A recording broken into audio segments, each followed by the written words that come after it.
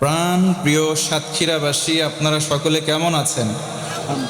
তাহলে সাতক্ষীরার মাটিও মানুষ, আমি জানি সাতক্ষীরার মাটি আল কোরআনের ঘাঁটি, কোনো সন্দেহ।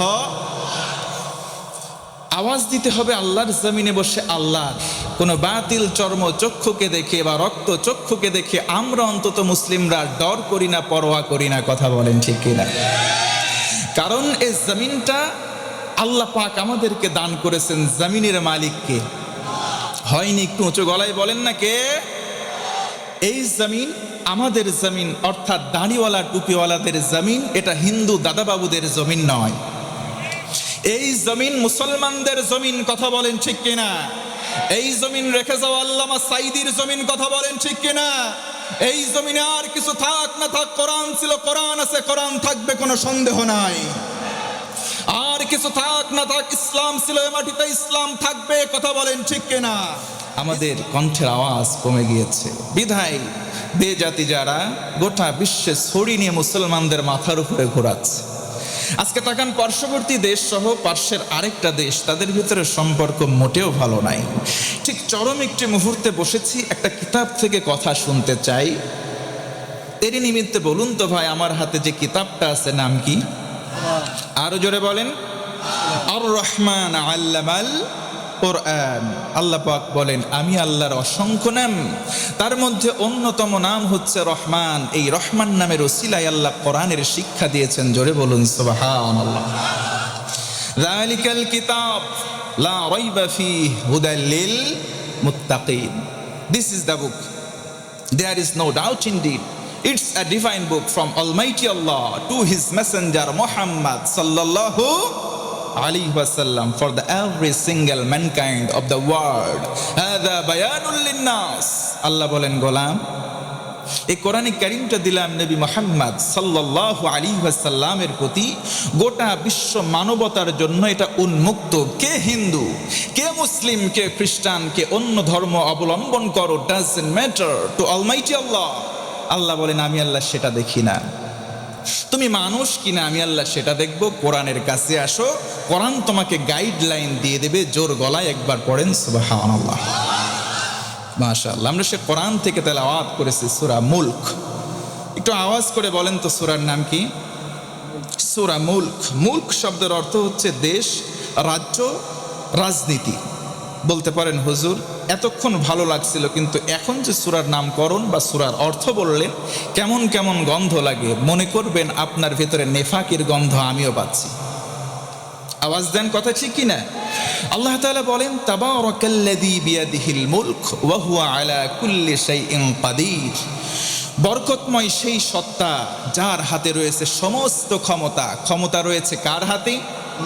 আরো জোরে বলেন, কার হাতে?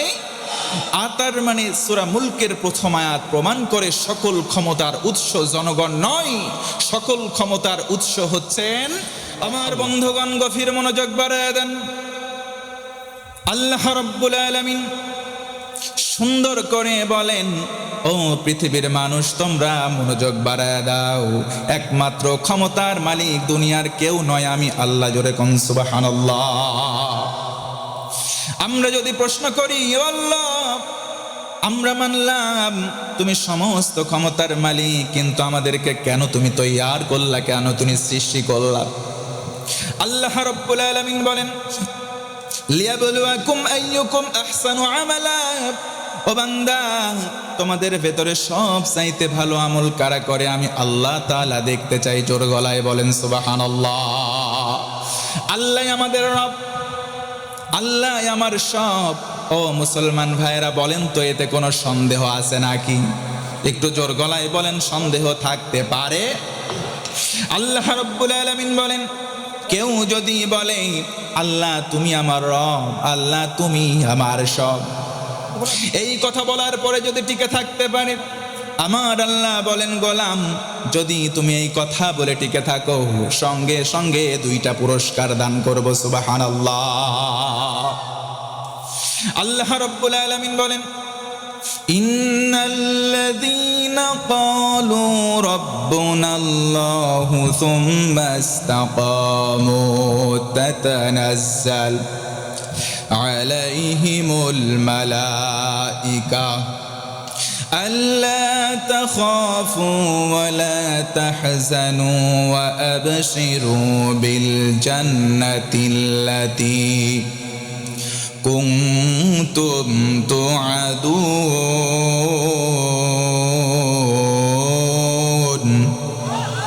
আরো জোরে বলেন আল্লাহু আকবার।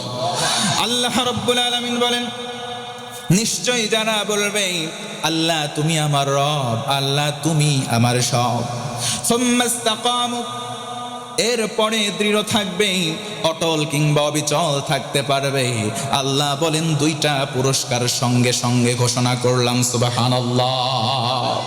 নাম্বার 1, 1 নম্বর পুরস্কার হলো, বান্দা তুমি তো একদিন মারা যাবা, আর ওই সময় রহমতের ফেরেশতা তোমার কাছে পাঠাবো। ও ভাইয়ের, আমি জানতে চাই, বলেন তো একদিন মারা যাব কোনো সন্দেহ আছে নাকি? আল্লাহ বলেন, গোলাম তুমি একদিন মারা যাবা, এতে বিন্দু পরিমাণ কোনো সন্দেহ নাই। আল্লাহ রাব্বুল আলামিন অস্তিত্বহীন থেকে আমাদের অস্তিত্ব দান করলেন, আবার আমাদের একদিন অস্তিত্ব মাটির সঙ্গে বিলীন করে দেবেন। আল্লাহু আকবার। هل أتى على الإنسان حين من الدهر لم يكن شيئا مذكورا। আল্লাহ রাব্বুল আলামিন বলেন, ও গোলাম তোমার কোনো নাম ছিল না, কোনো গন্ধ ছিল না, তোমার কোনো পরিচয় ছিল না, একবারে উষা লগ্ন থেকে আমি আল্লাহ তোমাকে জীবন দিলাম, সৃষ্টির মধ্যে সেরা বানালাম। ওই মানুষ তুমি বেশি অহংকার করবা না। তুমি যেদিন মারা যাবা, যদি দুনিয়ার জমিনে আল্লাহকে রব বলে টিকে থাকতে পারো, রহমতের ফেরেশতা পাঠায় দেব।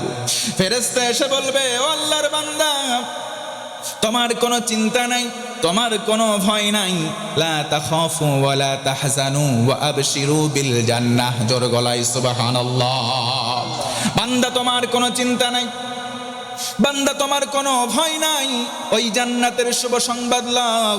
আমরা যদি বলি, ও আল্লাহর ফেরেশতা কোন জান্নাত? ফেরেশতারা বলবে, ওই জান্নাত যেটার ওয়াদা আল্লাহ জান্নাতে আগেই করেছেন। সুবহানাল্লাহ। আলমে আরওয়াহ, রূহের জগতে বান্দাদের সঙ্গে আল্লাহর একটা সেমিনার হয়। ওই জায়গায় আমার আল্লাহ আমাদের সঙ্গে জান্নাতের ওয়াদা করলেন। সেই জান্নাতে আমরা যেতে চাই কি চাই না? আর জোরে বলেন, যেতে চাই কি চাই না? সেই জান্নাতে যাওয়ার জন্য আহসান আমল করতে হবে, সব চাইতে ভালো আমল। আজকে আমি কোরআন এবং হাদিসের নির্যাস থেকে সব চাইতে ভালো আমলের সংখ্যা নির্ণয় করেছি 7টা। ও মুসলমান, একটু আওয়াজ করে বলেন তো আমলের সংখ্যা কয়টা? এই 7টা আমল নিয়ে শুধু আহসান আমল, এই আমল শব্দের ব্যাখ্যায় 7টা আমলের কথা আজকে বলতে চাই। 1 নম্বর আমল হচ্ছে তাকওয়া। জোরে গলায় বলেন তো 1 নম্বর আমল কি? তাকওয়া মানে আল্লাহর ভয়। আমি জানতে চাই এই আল্লাহর ভয় আমাদের কলিজায় আছে না নাই? আল্লাহ রাব্বুল আলামিন বলেন, কেউ যদি মুত্তাকি হয়, কেউ যদি তাকওয়াবান হয়ে যায়, কেউ যদি পরহেজগারিতা অর্জন করতে পারে, আল্লাহ রাব্বুল আলামিন বলেন আমি আল্লাহ তাকে ভালোবাসবো, শুধু ভালোবেসেই ছেড়ে দেব না, আমি আল্লাহ সার্বক্ষণিক তার সঙ্গী হয়ে যাব। সুবহানাল্লাহ। আল্লাহ রাব্বুল আলামিন বলেন, ওয়া'লামু আন্নাল্লাহা মা'আল মুত্তাকিন।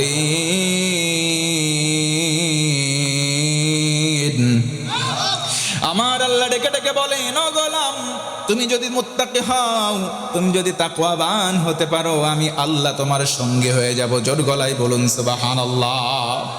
আল্লাহ তাআলা কেমন করে বান্দার সঙ্গী হয়ে যায়? তারিখুল ইসলাম থেকে একটা ছোট্ট ঘটনা আপনাদের নিমিত্তে বলতে চাই। আল্লাহ নবীর জামানার একটা ঘটনা। আল্লাহ পাক রব্বুল আলামিন বান্দার সঙ্গী কেমন করে হয়ে যান। নবীর একজন কাছের সাহাবী, নাম তার আবু বকর সিদ্দিক রাদিয়াল্লাহু তাআলা আনহু। আল্লাহ নবীর কাছের একজন বন্ধু, আবার তিনি নবীজির শ্বশুর ছিলেন। হযরত আবু বকর ইসলাম কবুল করলেন।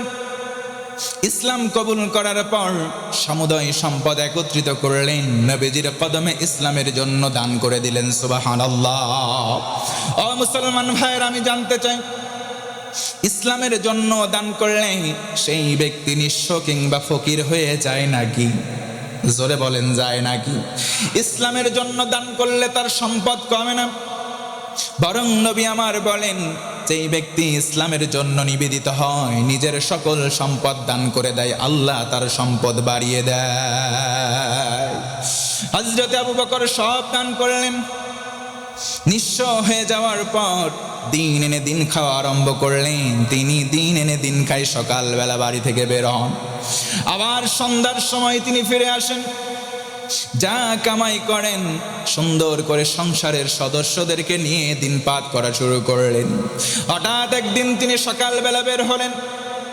বাড়ি থেকে বের হওয়ার পর কিছু দূর তিনি গমন করলেন। পেছন দিক থেকে দৌড়িয়ে একটা ইহুদি এসে বলে, ইয়া আবা বকর, তুই দাঁড়া। হযরতে আবু বকর দাঁড়িয়ে পড়লেন। ইহুদি ডেকে বলে, আবু বকর আংতা ফকির। ওরে আবু বকর শোন, আজকের দিনে বললাম তুই বেটা হলি নিঃস্ব, তুই বেটা ফকির। ও মুসলমান ভাইয়ের, আমি জানতে চাই আবু বকর কি ফকির নাকি? আবু বকর ফকির নয়, তিনি তৎকালীন সময় ধনাঢ্য একজন ব্যবসায়ী ছিলেন। জোর গলায় বলেন আল্লাহু আকবার। হযরতে আবু বকর গালি শুনে মুস্কি হাসি দেন। এক ধাপ দুই ধাপ আগান, সেখান থেকে তিনি কর্মস্থলে চলে যান। আবার দ্বিতীয় দিন হযরতে আবু বকর বাড়ি থেকে বের হলেন। আবার ইহুদি পেছন দিক থেকে এসে বলে, ইয়া আবা বকর, ও আবু বকর দাঁড়াও, আজকের দিনে বললাম আংতা ফকির। বেটা তুই হলি নিঃস্ব, তুই হলি মিসকিন, তুই হলি ফকির। নাউজুবিল্লাহ। প্রথম দিন গালি খেলেন, বেটা তুই ফকির। সেকেন্ড ডে যখন বের হলেন আবার বলা হলো, এই বেটা তুই ফকির। আবু বকর দ্বিতীয় দিনে মুস্কি হাসি দেয়। জোরে বলুন সুবহানাল্লাহ। হযরতে আবু বকর আবার চলে গেলেন। তৃতীয় দিন যখন হয়, হযরতে আবু বকর বাড়ি থেকে বের হলেন। আবার ইহুদি এসে বলে, আবু বকর দাঁড়া। হযরতে আবু বকর দাঁড়িয়ে পড়লেন। ডেকে বলে, আবু বকর আজকের দিনেও বললাম তুই হলি ফকির, তুই হলি নিঃস্ব, তোর কোনো কিছু নাই। হযরতে আবু বকর মুস্কি হাসি দেয়। ও মুসলমান ভাইরা, জানতে চাই বলেন তো, কেউ যদি আমাদের গালি দেয়, পাল্টা আমরা গালি দিতে পারি? জোরে বলেন পারি? ইসলাম আমাদের এটা শিক্ষা দেয় না, বরং ইসলাম আমাদের শিক্ষা দেয়। আমার আল্লাহ কোরআনে কারিমে স্পষ্ট জানালেন, ওয়া ইবাদুর রাহমানিল্লাযীনা ইয়ামশুনা আলাল আরদি হাওনা ওয়া ইযা খাতাবাহুমুল জাহিলুনা ক্বালু সালামা। আমার আল্লাহ বলেন, ও গোলাম, আমি আল্লাহ রহমান, এই রহমান নামের ওসিলায় দয়া করব তখন যখন মানুষ তোমাদেরকে না বুঝে গালি, তাদেরকে আমরা গালি দিব না। হযরতে আবু বকর মুস্কি হাসি দিয়ে সেখান থেকে চলে যায়। জোর গলায় আল্লাহু আকবার। হযরতে আবু বকর চলে যায়। তৃতীয় দিন যখন হয়, হযরতে আবু বকর হাঁটা শুরু করলেন। ডেকে বলে, আবু বকর দাঁড়া, তুই যেমন ফকির, ও আবু বকর শোন, আজকের দিনে বললাম ও আবুকা ফকির, তোর বাবাও ফকির। হযরতে আবু বকর মুস্কি হাসি দেয়। জোরে বলুন সুবহানাল্লাহ। হযরতে আবু বকর আবার সম্মুখ পানে অগ্রসর হন। ইহুদি ডেকে বলে, শোন আবু বকর, তুই যেমন ফকির, তোর বাবা যেমন ফকির, আজকের দিনে বললাম তোর 14 বংশের, তোর দাদা সহ সকলেই ফকির। হযরতে আবু বকর হাসি দেন। আরে গালি খেয়ে হাসতে পারা, এটা বুকে হিম্মত ছাড়া সম্ভব নয়। হযরতে আবু বকর হাসি দেন। ইহুদি তাআজ্জব, আশ্চর্যিত হয়ে পড়ে, কি রে, কেমনে? এই আবু বকর শোন, তুই যেমন ফকির, তোর বাপ যেমন ফকির, তোর দাদা 14 বংশের সবাই যেমন ফকির, ইনস্ট্যান্ট এখন বললাম তুই যেই আল্লাহর ইবাদত করিস, তোর আল্লাহ ফকির। হযরতে আবু বকর আর কথা বলেন নাই। হযরতে আবু বকর আর হাসি দেন নাই, বাম হাত উঁচু করলেন, আবার বললেন, বেটা কি বললি, আরেকটা বার বল। হযরতে আবু বকর নরম সাহাবী, গরম করে বললেন, বেটা তুই কি বললি, আরেকটা বার বল। আবার ইহুদি বলে, তোর আল্লাহ তোদের মতো ফকির। জোরে নাউজুবিল্লাহ। হযরতে আবু বকর বাম হাত উঁচু করলেন, ইহুদির কলার চেপে ধরলেন, ডান হাত উঁচু করলেন, একটা চপেটাঘাত করেছে, চর দিয়েছে, ইহুদি জায়গায় অজ্ঞান। আল্লাহু আকবার।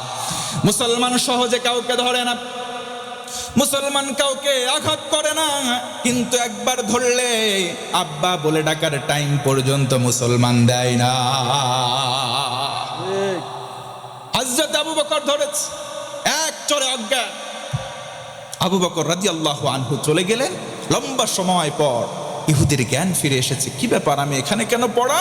দেখে চলের মধ্যে এখনো দাগ পড়ে আছে। আল্লাহু আকবার বলেন না। মুসলমানদের খাসলত হলো এটা, মুসলমানদের তামাদ্দুন হচ্ছে এটা। আমাকে গালি দাও, বাপকে গালি দাও, দাদাকে গালি দাও, কিছুই বলবো না, কিন্তু তিনের সঙ্গে কোনো আপোষ নয়। এক আমার আল্লাহ, দুই আমার রসুল, তিন আমার কোরআন। কথা বলেন ঠিক কিনা? কোন বাপের বেটা যদি গালি দাও, আমি যদি মুসলমান হই তোমারে ছেড়ে দিয়ে কথা বলবো না, এই মুসলমান আমরা নই। আওয়াজ দেন, কথা ঠিক কিনা? হযরত আবু বকর ছেড়ে দেন নাই। আরে মুসলমানদের খসলাত এমন, তাওহীদি চেতনা, তামাদ্দুন, ঐতিহ্য সব কিছু অন্তরে লালন করি আমরা, সেই মুসলমান। কথা বলেন ঠিক কিনা? এই মুসলমানকে দমিয়ে রাখা যায় না। এই মুসলমানকে যেখানেই দমানো হবে সেখান থেকে ইসলামের ফুলকো ধারা প্রবাহিত হবে, আকাশচুম্বী হয়ে যাবে। কথা বলেন ঠিক কিনা? কারণ কোরআন প্রিয় মানুষের রক্তে রক্তিম হয়েছে সাতক্ষীরার মাটি, রাজশাহীর মাটি, বীর চট্টলার মাটি, গোটা ঢাকা সহ বাংলার জনপদ। কথা বলেন ঠিক কিনা? কোরআন প্রিয় মানুষের রক্তে গোটা বাংলার জমিন রক্তিম হয়েছে, কিন্তু সাতক্ষীরার এমনও মানুষ আছে এই কোরআনের জন্য নিবেদিত হয়ে বুকের তাজা রক্ত ঢেলে দেওয়ার জন্য এখনো প্রস্তুত আছে। কথা বলেন ঠিক কিনা? হযরতে আবু বকর সেখান থেকে চলে গেলে ইহুদির জ্ঞান ফিরে আসলো। কিরে, আমি না এখানে পড়া? আহা, আমারে মারছে আবু বকর। কে মারছে? চলে গেলেন নবীজির দরবারে। ও মুহাম্মদ, তোমার সাহাবী আবু বকর আমারে এমন একটা চর মারছে, অজ্ঞান হয়ে পড়ছি, বিচার দিলাম, বিচার করো। আরে অপরাধ করছে কে? ইহুদি, আবার মামলাও দিতেছে ইহুদি। বাংলার জমিনে আমরা দৃশ্যপট দেখেছি, যে ব্যক্তি অন্যায় করে সেই ব্যক্তি আবার মামলা করে। কথা বলেন না কেন? যেই ব্যক্তি অন্যায় করে সেই ব্যক্তি আবার মামলা করে। আবু বকরের নামে মামলা করা হলো। নবীজি আমার বলেন, আমি বিশ্বাস করলাম না আবু বকর আমার সাহাবী কাউকে মারতে পারে না। ইহুদি বলে, তোমার সাহাবী আবু বকর আমাকে চর মারছে, এক চরে আমি অজ্ঞান। অসম্ভব ব্যাপার। নবীজি আমার বলেন, আবু বকর কাউকে মারতেই পারে না। আল্লাহু আকবার। সবচেয়ে নরম দিলওয়ালা সাহাবী একজনই ছিলেন, তার নাম আবু বকর সিদ্দিক। সুবহানাল্লাহ। আমার সাহাবী আবু বকর মারতে পারে না।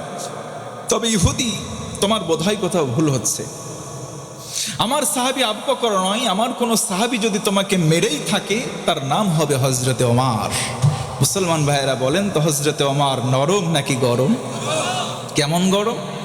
নবীজি আমার বলেন, আমার ওমর যখন কোন রাস্তা দিয়ে হেঁটে যায় কমপক্ষে 40 দিন শয়তান ওই রাস্তার আশেপাশে ভিড়তে পারে না। নবী বলেন, আমার পরে কোনো রসুল নাই, কোনো নবী নাই। লাকানা আমার, যদি কেউ নবী হতো ওমরকে আল্লাহ তাআলা নবুয়ত দিতেন। তোমাকে ওমর মারছে। আরে কি বলো মুহাম্মদ? আমি আবু বকরকে চিনি, আমি ওমরকেও চিনি। আবু বকর মেরেছে বিধায় জানে বেঁচে আছি, ওমর যদি মারতো এতক্ষণ কেল্লা ফতে। কথা বলেন ঠিক কিনা? সেই ওমরের মতো একটা শাসক বর্তমান বাংলাদেশে প্রয়োজন। কথা বলে না, কথা বলেন ঠিক কিনা? যুগ জামানা পাল্টে দিতে চাই না হাজার জন, এক ওমর আনতে পারে গোটা বিশ্বের জাগরণ। হযরত ওমরের মতো একজন খেলাফত মসনদে বসনেওয়ালা বাংলার জমিনে আল্লাহ পাক দান করুক। আর জোরে কোন আমিন। গোটা বিশ্বের অবস্থা বর্তমানে নাজুক। ভারত পাকিস্তান যুদ্ধ লাগে লাগে ভাব লেগেই গেছে। বিনা উস্কানিতে মুসলমানদেরকে টার্গেট করে করে মসজিদগুলোকে যারা আঘাত করতে পারে তারা আর যাই হোক ভালো মনের মানুষ হতে পারে না। কথা বলেন ঠিক কিনা? গোটা পৃথিবীতে মুসলমানরা যে প্রান্তেই থাকুক না কেন, নবীজি বলেছেন প্রত্যেক ইমানদারের একটা দেহের মতো, দেহের এক স্থানে আঘাত পাবে অন্য স্থান ব্যতীত হবে। পাকিস্তানের মুসলমানরা আমাদের ইমানি ভাই, কোনো সন্দেহ নাই। বিশ্বের এক প্রান্তে যদি মুসলমানরা মার খায়, গাজার মুসলমানরা আমাদের ভাই, পাকিস্তানের মুসলমানরা আমাদের ভাই, আফগানিস্তানের মুসলমানরা আমাদের ভাই। গোটা বিশ্বে যেখানে মুসলমানরা মার খাবে সব মুসলমানরা আমাদের ভাই, কোনো সন্দেহ নাই। আল্লাহর কাছে সাহায্য চাই, পাশাপাশি আমরা তৈয়ার থাকি গাজওয়ায়ে হিন্দের দামামা বাজার সঙ্গে সঙ্গে এই হিন্দুদের বিরুদ্ধে যুদ্ধের প্রাঙ্গণে লড়িয়ে পড়তে হবে। কথা বলেন ঠিক কিনা? ইমাম মাহদির অপেক্ষায় গোটা বিশ্বের মুসলমানরা অপেক্ষমান। ইমাম মাহদি আহলান সাহলান আসুক, আমরা গাজওয়ায়ে হিন্দে অংশগ্রহণ করবো ইনশাআল্লাহ।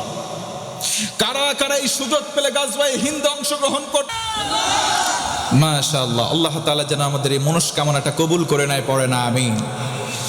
আল্লাহর নবীজি এবার বললেন, শোনো ইহুদি ভাই, আমার সাহাবী আবু বকর নয়, তোমাকে যদি মেরে থাকে তার নাম ওমর। সাহাবী তখন ওমর সেখানে বসা ছিলেন, অন্যান্য সাহাবীরাও বসা। ইহুদি বলল, মুহাম্মদ আবু বকর মেরেছে, তোমার সাহাবী ওমর মারে নাই, আমি ওমরকে চিনি। যাও যাও আবু বকরকে ডেকে আনো। আবু বকরকে আনা হলো। আবু বকর বলো তো, তোমার নামে একটা কমপ্লেন পাওয়া গেল, তুমি নাকি এই ব্যক্তিটাকে মেরেছ।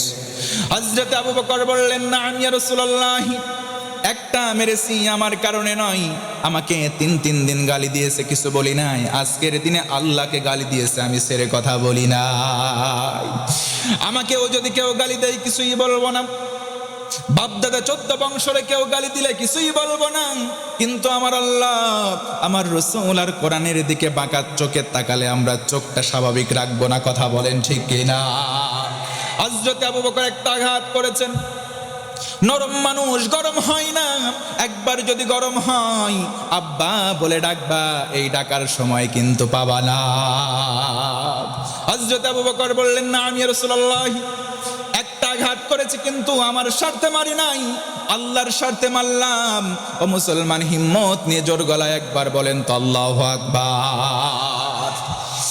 আল্লাহ রাব্বুল আলামিন মুত্তাকি বান্দার সঙ্গে কেমন করে সঙ্গী হন মিসাল দিচ্ছি। হযরতে আবু বকর আসামির কাঠগড়ায়, নবীজি আমার বললেন, কোরআন হাতে নিয়ে বিচার করব। তুমি আমার দলীয় নেতা কর্মী, তুমি আমার সাহাবী, সেই দিকে তাকাবো না। ও মুসলমান, আজকে বাংলার জমিনে তাকান, দলীয়করণ আছে না নাই? যেই দল ক্ষমতায় সেই দলের মানুষ মার্ডার করলেও মাফ। কিন্তু নবী আমার বলেন, সাহাবী তুমি আমার দলীয় নেতা কর্মী, আমার সাহাবী, এই জন্য মাফ দেব না। কোরআন দিয়ে সঠিক বিচার করতে চাই। আল্লাহু আকবার। তিরমিজির হাদিস, আল্লাহর রাসূল বলেন, মান ক্বালা বিহি সাদাকা, যেই ব্যক্তি কোরআন দিয়ে কথা বলে সত্যবাদী। ওমান হাকামা বিহি আদালা, যেই ব্যক্তি কোরআন দিয়ে বিচার করে সেই ব্যক্তি ন্যায় বিচার কায়েম করে। জোরে কোন সুবহানাল্লাহ। নবী বললেন, তুমি এখানে দাঁড়াও। ইহুদি ভাই তুমি এই পাশে দাঁড়াও। কেন মারলা? আবু বকর স্বীকার করেছে, আমি মেরেছি। ইহুদি আবার বলে, না মুহাম্মদ, আমি তোমার আল্লাহকে গালি দেই নাই। এবার নবীজি বলেন, কেন তুমি মারলা? আবু বকর বলো। আবু বকর বলেন, ইয়া রাসূলুল্লাহ, আল্লাহকে ফকির বলেছে, এই জন্য একটা মারলাম। নবী আমার বলেন, ইহুদি ভাই তুমি কি জানো না আল্লাহ ফকির হতে পারে না? আল্লাহ কোরআনে বলেন, ওয়া আনতুমুল ফুকারাউ ইলাল্লাহ। ও গোটা বিশ্ববাসী তোমরা শুনে নাও, আমি আল্লাহর দৃষ্টিতে তোমরা সবাই ফকির, একমাত্র ধনী হলাম আমি আল্লাহ। ও মুসলমান ভাইয়েরা, বুঝে থাকলে বলেন তো, ধনী একমাত্র কে? ও ইহুদি ভাই তুমি কেন গালি দিলে? ইহুদি ডেকে বলে, মুহাম্মদ, আমি তোমার আবু বকরকে গালি দেই নাই, তোমার আল্লাহকেও গালি দেই নাই। আবু বকর মিথ্যা কথা বলেছে। ও ভাইয়েরা বলেন তো, আবু বকর মিথ্যা বলতে পারে? আরো জোরে বলেন, পারে? হযরত আবু বকর মিথ্যা বলতে পারেন না, কারণ তার নাম শুধু আবু বকর নয়, তার নাম হলো আবু বকর সিদ্দিক। সত্যবাদী হওয়ার কারণে উপাধি হয়ে গেছে সিদ্দিক। জোর গলায় সুবহানাল্লাহ। হযরত আবু বকরকে বলা হলো, কোরআন দিয়ে বিচার করব। আবু বকর তুমি স্বীকার করেছো মারলে, কিন্তু ইহুদি স্বীকার করে না। এই জন্য কোরআনিক বিচার অনুযায়ী তোমার পক্ষে একটা সাক্ষী আনতে হবে। তুমি যদি সাক্ষী আনতে ব্যর্থ হও তাহলে একটা চর খেতে হবে। কারণ হলো কিসাসের বিধান, তুমি যেই কালে চর মেরেছো ওই গালে ইহুদি তোমাকে পাল্টা চর মারবে। এটা হলো কোরআনের বিচার। হযরত আবু বকর কোনো অপরাধ করেন নাই, আল্লাহর সম্মান অক্ষুণ্ণ রাখবার জন্য একটা চর মারলেন, কিন্তু সাময়িক সময় অপমানিত হতে হয়। আল্লাহর রাসূলকে বলেন, আমরা দুইজন ছাড়া তৃতীয় কোনো মানুষ নাই, আমি কোনো সাক্ষী আনতে পারবো না। নবীজি বললেন, আমার কিছুই করার নাই, এই জায়গায় দাঁড়াও। ইহুদি ভাই তুমি যেই গালে চর খেয়েছো আবু বকরকে ওই গালে একটা চর মারো। হযরত আবু বকরের চোখটা নিচু হয়ে গেল, মাথাটা নিচু হয়ে গেল, চোখটা বন্ধ। আল্লাহকে ডেকে ডেকে বলেন, আল্লাহ তোমার সম্মান অক্ষুণ্ণ রাখতে গিয়ে একটা আঘাত করেছি, আমি আমার স্বার্থে মারি নাই, দুনিয়াতে সাময়িক সময় শাস্তি পাবো। আল্লাহ তোমার কাছে বিচার দিলাম, সঠিক বিচারটা তুমি করে দিও। জোরে গণ সুবহানাল্লাহ। হযরত আবু বকর দাঁড়ানো আছে, ইহুদি গুটি গুটি পায়ে অগ্রসর হয়, হাত উঁচু করেছে মারবে। আমার আল্লাহ আসমানে আর বসে নাই, সঙ্গে সঙ্গে জিবরিল আমিনকে ডেকে বলে, জিবরিল তাড়াতাড়ি আমার হাবিবের কাছে যাও, দৌড়িয়ে যাও। সূরা আলে ইমরান 121 নম্বর আয়াতে কারিমা নাজিল হয়ে গেল। জোরে বলুন সুবহানাল্লাহ। হযরত আবু বকর দাঁড়ানো, ইহুদি দাঁড়ানো। আবু বকর রাদিয়াল্লাহু আনহুর চক্ষু বন্ধ, ইহুদি হাত উঁচু করেছে মারবে। নবীজি আমার বলে, এই ইহুদি বেটা খামোশ, ওই জায়গায় দাঁড়িয়ে যা, মারার কোনো তোর সাহস রাখার দরকার নাই। আল্লাহু আকবার। মারার কোনো স্পর্ধা নেই। আবু বকরের পক্ষে দুনিয়ার কোনো সাক্ষী নাই। এই মুহূর্তে আমার আল্লাহ আরশে আজিমে চুপ করে বসে নাই, আবু বকরের পক্ষে আমার আল্লাহ নিজেই সাক্ষী দিয়ে দেয়। আল্লাহু আকবার। তার মানে কেউ যদি মুত্তাকি হয়, আমার আল্লাহ তার সঙ্গী হয়ে যায়, কোনো সন্দেহ নাই। 1 নম্বর আমল তাকওয়া, 2 নম্বর হচ্ছে তাওয়াক্কালতু আলাল্লাহ, আল্লাহর উপর ভরসা করতে হবে। ভরসা করব কার উপরে? নাকি খাজা বাবার উপরে? পাবনার একটা গভর্নমেন্ট কলেজ আছে, গভর্নমেন্ট এডওয়ার্ড কলেজ। গত 2 দিন আগে বজ্রপাত হয়েছে, থান্ডার। একটা গাছ দ্বিখণ্ডিত হয়ে গিয়েছে, গাছ 2 ভাগ হয়ে গিয়েছে। আজকের দিনে দেখলাম খবরাখবরের পাতায়, অনলাইনে, ওই গাছের মাঝখান থেকে চলা গাছের যে চামড়াটা ছিলে নিয়ে যাচ্ছে, মান্যত করে মানুষ ধুয়ে খাওয়া শুরু করছে। ধুয়ে খাওয়া শুরু করছে বলে মহারোগের ঔষধ, যত রোগ আছে সব ঔষধ ভালো হয়ে যাবে এই গাছের ছাল ধোয়া পানি খাইলে। নাউজুবিল্লাহ কবেন না। আজকে বাংলার জমিনে, বিশেষ করে সিলেট চট্টগ্রাম বিভাগে যাবেন, ওরে বাবা, বাবার দরবারের ঠেলায় রাস্তায় চলা মুশকিল। প্রতিটা পীর, আমি পীরকে স্যালিউট করি, আমি নিজেও পীর ভক্ত। কারণ পীর শব্দের শাব্দিক অর্থ হচ্ছে মুআল্লিম বা শিক্ষক। শিক্ষক বাদে ছাত্রের অস্তিত্ব নাই, কথা বলেন ঠিক কিনা?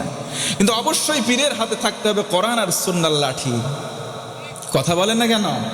যদি পীরের হাতে থাকে ওই যে কি, তাহলে ওইটা পীর নয়, ওটা শয়তান নাম্বার 1। কথা বলেন ঠিক কিনা? পীর অবশ্যই ভালো জিনিস, তবে তার হাতে কোরআন সুন্নাহ থাকবে। ওই গাছ থেকে পানি নিয়ে সবাই খাচ্ছে, ভরসা করতেছে গাছের উপরে, গাছ নাকি শেফা দিবে। নাউজুবিল্লাহ কবেন না। তাহলে আল্লাহর কাছাকাছি যেতে হলে, আল্লাহর কাছে সুন্দর আমল প্রেজেন্ট করতে হলে 2 নম্বর আমলের নাম ভরসা করতে হবে। কার প্রতি? দুনিয়ার কিচ্ছুর প্রতি নয়, ভরসা করব কার প্রতি? আল্লাহ তাআলার প্রতি। আমার বন্ধুগণ, 3 নম্বর আমল হলো ইখলাস। অন্তরটাকে স্বচ্ছ করেন, অন্তরটাকে সাদা করে নেন। কারণ আজকে অন্তরে কুলসিত হয়ে যাচ্ছে গোটা বাংলার জমিন। ও মুসলমান, জানতে চাই, হিংসা আমাদের সমাজে আছে না নাই? মানুষকে ঠকানোর প্রবণতা, একটু উঁচু গলায় বলেন তো দেখে, আমাদের সমাজে আছে না নাই? আমার বন্ধুগণ, মনোযোগ বাড়িয়ে দেন। 4 নম্বর আমল হলো নামাজ। ও ভাইরা, বলেন তো দৈনন্দিন জীবনে নামাজ আমরা আদায় করব কয় ওয়াক্ত? কিন্তু এই 5 ওয়াক্ত নামাজ অনেকে আদায় করি না। আমার মা বোনেরা যারা আমার কণ্ঠের আওয়াজ শুনতে পান, দৈনন্দিন জীবনে 5 ওয়াক্ত নামাজ আদায় করা আবশ্যক। এখানে অনেক মুরব্বী আছে এমন 5 ওয়াক্ত নামাজ পড়ে না, মাগরিবের নামাজ পড়ে না। যদি বলেন, দাদা তুমি মাগরিবের নামাজ কয় রাকাত একটু বলো তো, মুরব্বী ডেকে বলবে আমি বলতে পারি না। আরেকজন ডেকে বলবেন, ও মুরব্বী, শুনলাম না তোমার বিলের মাঠে 1 খণ্ড জমি আছে। মুরব্বী বলবে, আছে মানে? দাগ নম্বর এত, খতিয়ান নাম্বার এত, পরসা নাম্বার এত, দলিলের নাম্বার এত, সব বলে দেয়। কিন্তু মাগরিবের নামাজ কয় রাকাত বলতে পারে না। এমন কপাল পড়া মুরব্বী 2-1টা সাতক্ষীরায় আছে না না? আমি বলবো, মুরব্বী, দাঁড়ানোর সময় হয়েছে, নামাজ ধরার সময় আসছে। কারণ নামাজ বাদে জান্নাত যাওয়া সম্ভব না। কথা বলেন ঠিক কিনা? ফি জান্নাতি ইয়াতাসাআলুনা আনিল মুজরিমিন মা সালাকাকুম ফি সাকার ক্বালু লাম নাকু মিনাল মুসাল্লিন। আমার আল্লাহ বলেন, ও গোলাম, জান্নাতি আর জাহান্নামী 2 দল 2 জায়গায় ভাগ হয়ে গেল। জান্নাতীরা বলবে, ওই যে জাহান্নামে কেন আসলা? জাহান্নামীরা বলবে, লাম নাকু মিনাল মুসাল্লিন, দুনিয়াতে আমরা নামাজ আদায় করতাম না, এই কারণে আসলাম। ও ভাইয়েরা, একটু আওয়াজ করে বলেন তো, নামাজ আদায় করব কয় ওয়াক্ত? কিন্তু 5 ওয়াক্ত নামাজ আজকের সমাজে না থাকলেও 5 শ্রেণীর মুসলমান দেখবেন ঠিকই আছে। 1 নম্বর হলো শুকুর আলী নামাজি, সারা সপ্তাহ নামাজ নাই, শুক্রবারে শুধু জুমার নামাজে যায়, তাদের নাম হলো শুকুর আলী মুসল্লি, আছে না নাই? 2 নম্বর হলো রমজান আলী, সারা বছর খোঁজ নাই, রমজান মাসে নামাজে যায়, তাদের জ্বালায় নিয়মিত মুসল্লিরা সামনের কাতারে জায়গা পায় না। 3 নম্বর হলো বরাত আলী, সবে বরাতের রাতে যাই, এই মসজিদে 2 ঠোকর, আরেক মসজিদে 2 ঠোকর দেয়, আরেক মসজিদে 2 ঠোকর, পেছন দিক থেকে দেখলে মনে হয় মুরগি ধান খাচ্ছে, কথা বলেন ঠিক কিনা? 4 নম্বর কদর আলী মুসল্লি, সবে কদরে যায়। 5 নম্বর ঈদ আলী মুসল্লি, 2 ঈদের নামাজে যায়, সারা বছরে নামাজ নাই। ও যুবক ভাইরা, ফজরের নামাজ না পড়ে তুমি বিছানায় শুয়ে আছো ঘুমের মধ্যে মত্ত, তোমার যদি ঘুম ভাঙে হবে সকাল, আর যদি ঘুম না ভাঙে সরাসরি হবে পরকাল, বিন্দু পরিমাণ কোনো সন্দেহ নাই, কথা বলেন ঠিক কিনা? কেমন করে ঘুমাও তুমি, কেমন করে ঘুমাও তুমি, ফজর করে কাজা, এমন তো হতে পারে জোহরে জানাজা তোমার, এমন তো হতে পারে জোহরে জানাজা। আল্লাহর কাছে আমরা পেয়ারা হতে চাই, আল্লাহর কাছে ভালো আমল করতে চাই। 4 নম্বর আমলের নাম হলো নামাজ। 5 নম্বর হলো দ্বীনের দাওয়াত দেওয়া। দ্বীনের দাওয়াত দেব, নবীর পক্ষ থেকে একটা কাউল যদি শুনি, আল্লাহর রাসূল বলেন বাল্লিগু আন্নি ওয়ালাউ আয়া, আমার পক্ষ থেকে যদি একটা আয়াত শোনো, অন্যের কাছে পৌঁছে দাও। ও মুসলমান বলেন তো দ্বীনের দাওয়াত দেওয়ার দরকার আমাদের আছে না নাই? 5 নম্বর হলো হালাল হারাম বেঁচে চলবো। আজকে আমরা হালাল হারাম এটা বেঁচে চলি না, আল্লাহর পক্ষ থেকে যা হালাল করা হয়েছে সেটা আমরা গ্রহণ করব, হারামগুলোকে বর্জন করব। 5 নম্বর দ্বীনের দাওয়াত, 6 নম্বর হালাল হারাম বেঁচে চলা, 7 নম্বর বেশি বেশি তওবা করা, আল্লাহর কাছে আমরা তওবা করব। ও মুসলমান বলেন, আমরা জীবনে গোনা করি নাই এমন কোন মানুষ কি এখানে আসি নাকি? জীবনে সবার কম বেশি গোনা হয়ে গেছে। কম বেশি যদি গোনা হয় তাহলে আপনার করজোরে মিনতি করি আল্লাহর কাছে ফিরে আসুন তওবা করার মাধ্যমে।